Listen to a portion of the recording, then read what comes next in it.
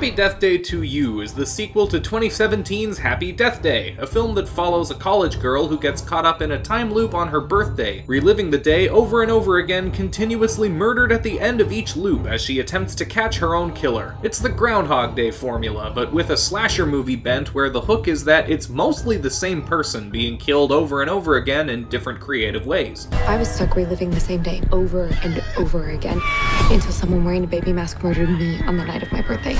It's propped up mostly on the strength of the lead actress, Jessica Roth's, ability to totally sell losing her mind as she experiences more and more loops. The drama derives from the main character's arc, and it's effective. A fun little movie that I was pleasantly surprised by, but that I'd never really felt any inclination to rewatch since then. This sequel opts to take the Back to the Future 2 approach by picking up the story more or less right where the first one left off, then quickly jumping back into the events of the original, putting the main character through the same time loop she escaped from last time, but this time with added alternate timeline shenanigans to shake things up, as well as including more of the supporting cast in the time travel murdering fun. The day reset when you died, right? Yeah.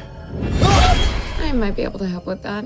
I died 11 times. The film also shifts focus from being a horror comedy like the first one was to more of a sci-fi comedy with just a bit of murdering mixed in, and I think it mostly works. There's only so far you can take the premise of essentially redoing the first movie, and I think it was the right call to change it up a bit, though the science-y explanation given at the outset for why all of this stuff has been happening is laughably cliche. No, it's symbolic.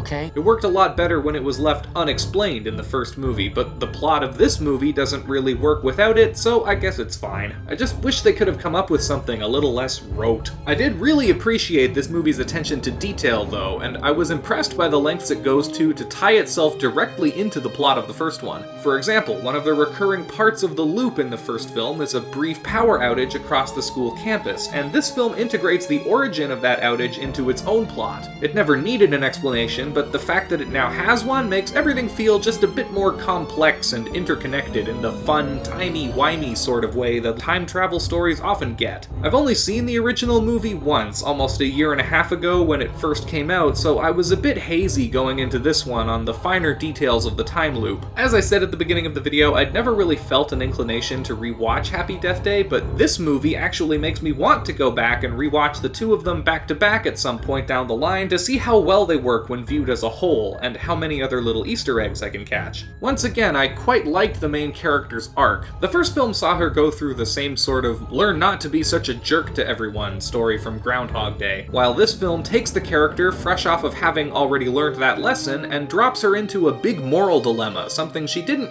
really have to face the first time around. I'm literally dying to figure this out. Her emotional story drags a little bit towards the end, but overall it's done pretty well. I also found it funny the way this movie contrasts her death scenes with those of the first one. Rather than having her be repeatedly murdered again, most of her deaths this time around are from her finding increasingly ridiculous and over-the-top ways to kill herself whenever she needs to go back and reset the loop. If you don't reset the day and try again, they're dead for good, aren't they? Like the first movie, Happy Death Day 2U leans pretty heavily on Jessica Roth's performance as she becomes more and more haggard, and she doesn't disappoint. One very big negative for me, however, was the way the slasher villain plot is resolved. The first Happy Death Day did a fairly good job of subverting expectations of who the killer was going to be and what their motivations were. This one attempts to do the same sort of thing, but doesn't get the same sort of result. The reveal comes completely out of nowhere and feels unearned and underexplained, which is already a letdown, but then it quickly piles two even more laughably absurd twists on top of that.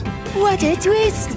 It honestly kind of feels like it was supposed to be really stupid, which can work in certain contexts, but didn't for me here. There's also a mid-credit scene setting up a third film that looks truly, genuinely terrible, and I really hope they don't end up going in that direction if they actually do make another movie. Happy Death Day 2U was alright. It's not as good as the first, but if you like the first, I would still recommend checking this one out. And if you haven't seen either of them, then I'd also recommend giving both a watch if you're a fan of the Groundhog Day formula, or of horror, comedy, sci-fi films in general. But let me know what you thought of Happy Death Day 2U. Leave a comment down below, and if you enjoyed the video, help me out by slashing that like button, subscribing if you're new, and ringing the bell to stay up to date on future releases. I've got lots of other videos up on my channel for you to check out if you like this. As always, thanks so much to all of you for watching, and take care. No way.